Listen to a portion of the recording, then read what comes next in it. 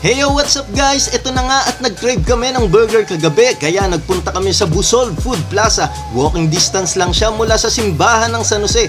Dito kasi matatagpuan ang isa sa pinakamasarap na burger house sa Montalban, ang Brad's Burger. Di nyo kasi natatanong, sa sobrang sarap binabalik-balikan ko talaga siya. Ang burger kasi nila ay gawa sa 100% pure beef patty. May regular buy one take one at marami silang special premium burgers na quarter pounder ang size ng patty kaya ang laki-laki sobra. May libre pang fries. Ang in-order pala namin ay Hawaiian burger, yung may pineapple at bacon, at premium garden burger na very fresh ang gulay. Grabe, sulit na sulit ang sarap at laki.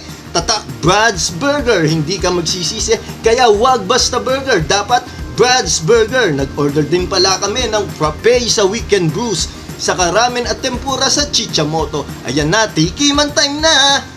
Sarap talaga ng authentic Japanese tempura ng Chichamoto. Yung ramen is very good for the price. Nasarapan ng mga chikiting ko. Yung kick ng bitterness sa choco chip frappe with coffee ng Weekend Brews ay panalo sobra. Yung burger naman ng Brad's Burger, ano pa nga ba? Ang sarap, para kang lalabasan. Uy, grabe! Nag-crave ka rin ba? Tara na at mag-food trip na. Bye! Alright!